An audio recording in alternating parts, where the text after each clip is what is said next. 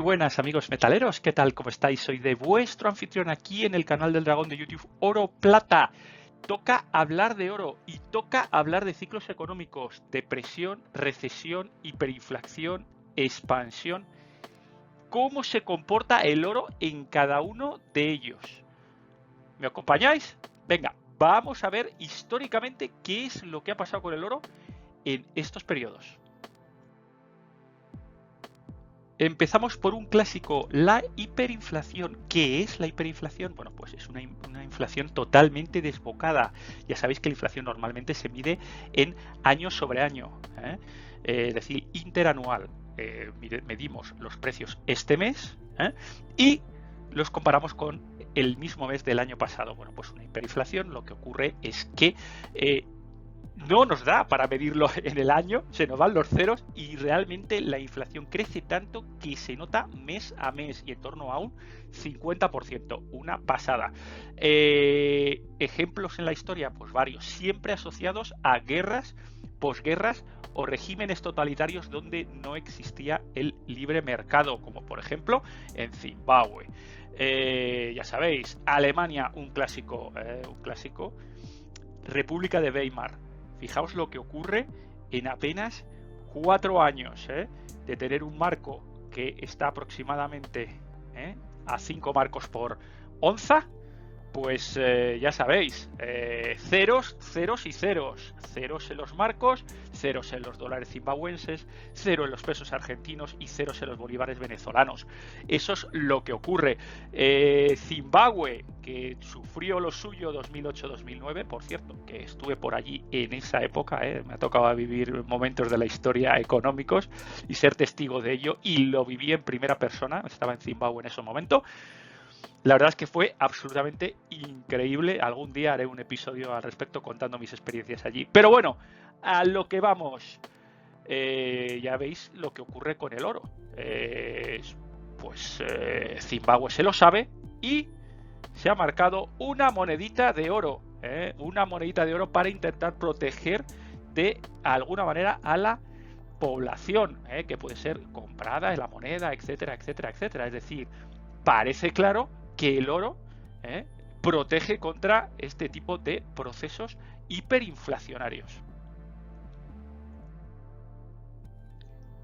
Vamos con el siguiente efecto económico, es la estanflación. ¿Qué es eso? Pues es un periodo en el cual se caracteriza por tener una inflación alta y además y a la vez de crecimiento económico y crecimiento del desempleo. Algo que en España nos suena muy cercano y que, bueno, corremos serio riesgo de que ocurra. Ejemplos en la historia. Un clásico en los años 70 en Estados Unidos. Fijaos cómo fue el comportamiento del oro en ese momento.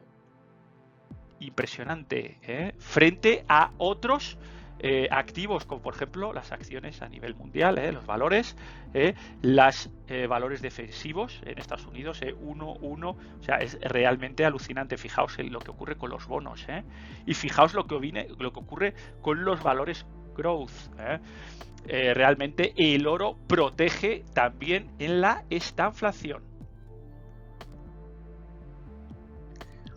Recesión y depresión. ¿Qué es la recesión? Es la caída del Producto Interior Bruto, el decrecimiento en 2 cuartos consecutivos en Estados Unidos.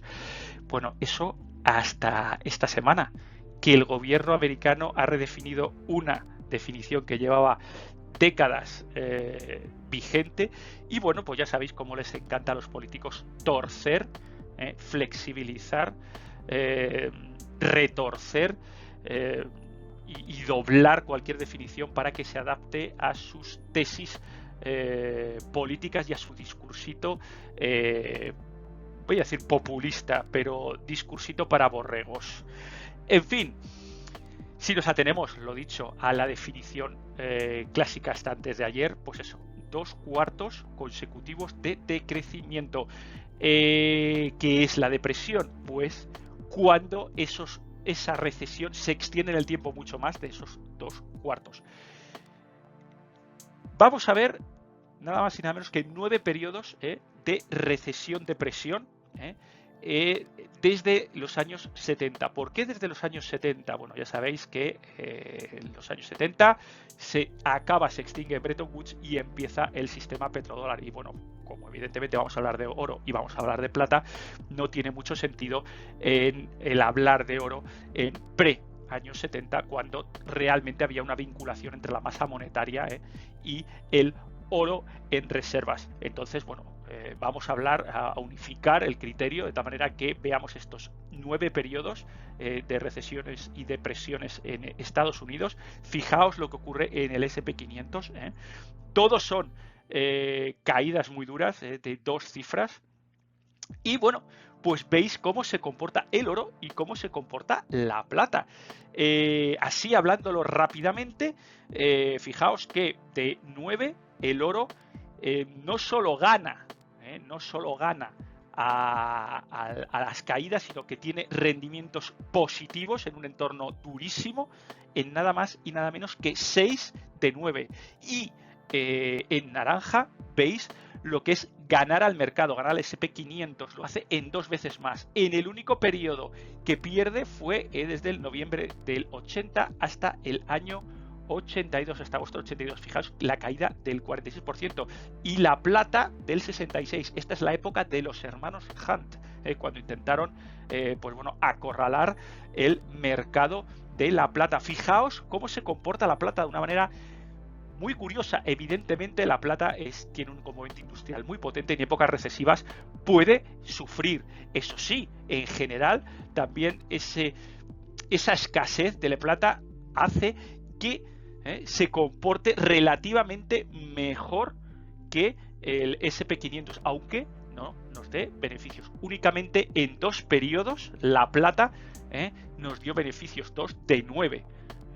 Y fijaos el rendimiento medio de la plata, menos 16,4, que es como el doble de mejor que el oro, pero no lo suficiente para hacer que ganemos algo de valor. Es cosa que sí lo hace. No solo mantenemos el valor con el oro, sino que ganamos valor en épocas, ya os digo, tremendamente agitadas y duras. ¿Qué conclusión tenemos con esto? Pues una conclusión muy sencilla. El oro funciona cuando hay anormalidades económicas, es decir, inflación, hiperinflación, depresiones, recesiones, estanflaciones. Es decir, es un activo trinchera, es un activo que nos protege ante cualquier golpe de la economía. ¿Funciona siempre? Pues la verdad es que no funciona siempre. Hay momentos en los cuales no funciona. Aquí en el largo plazo veis cómo desde los años 70, que fue en la parte de Bretton Woods, como el oro obviamente siempre tiene una trayectoria ascendente. Sube la masa monetaria, sube el oro. Aumenta la masa monetaria, sube el oro. Aquí veis lo que hemos estado hablando, los periodos de anormalidades económicas, de recesiones, los tenéis colocados aquí en grises. Y fijaos los picos que tenéis, siempre aquí pega la subidita en oro en épocas recesivas, que es lo que hemos visto.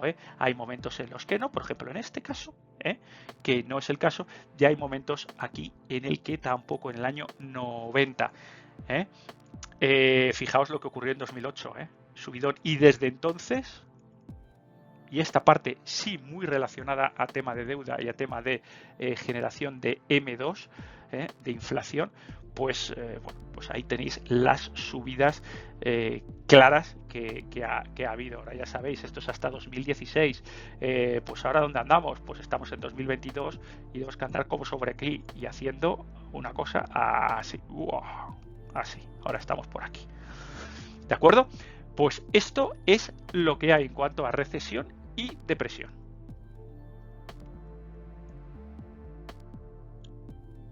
Por último, lo que comentábamos, ¿funciona siempre el oro?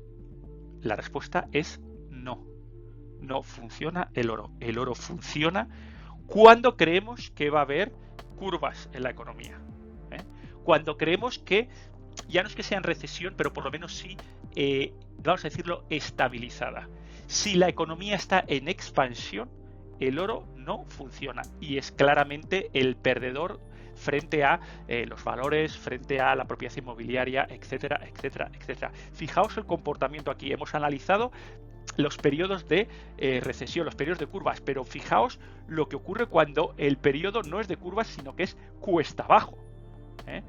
Cuesta abajo, vamos a ver, por ejemplo, estos 10 años que son cuesta abajo, del 91 al 2001, 121 meses de expansión económica. Cualquiera que viviera esos años sabe que una compra de cualquier activo, y hablamos de valores, hablamos de propiedad inmobiliaria en España, por ejemplo, ganabas dinero con todo.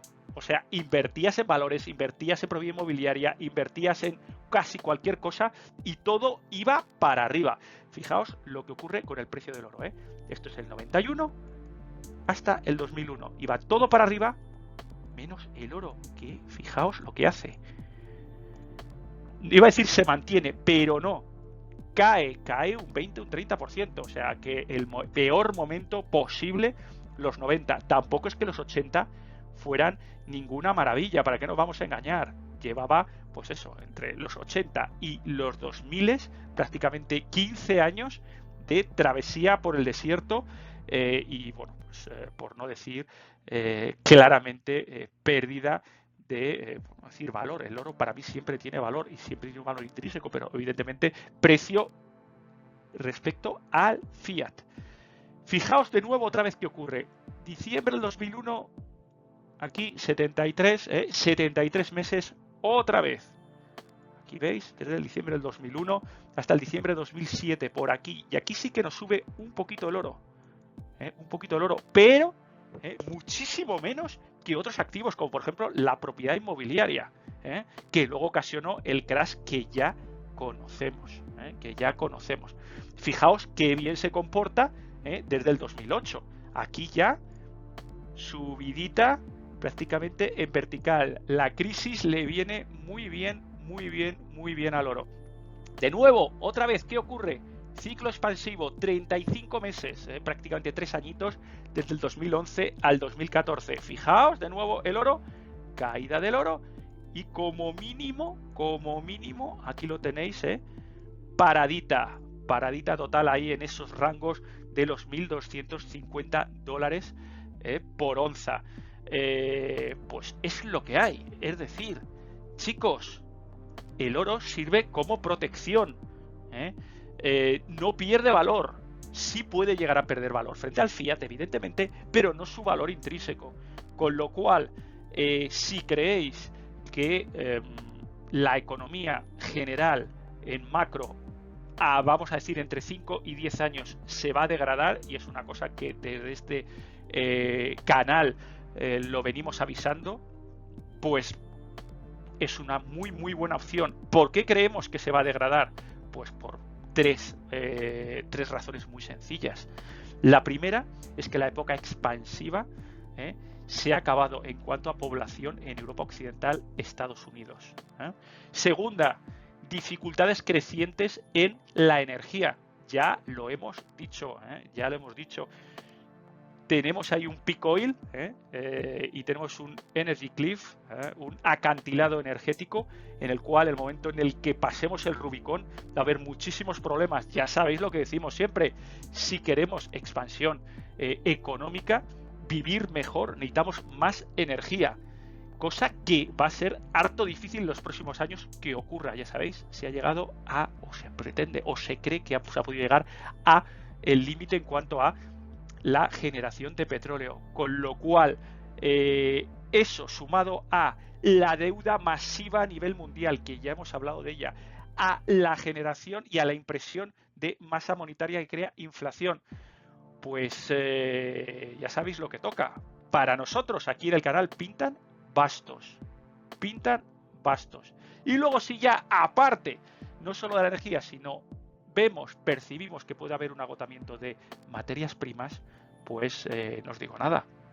Para mí, desde luego, hay el oro como un activo que tiene valor intrínseco y que pervive en el tiempo. Es una grandísima opción para invertir.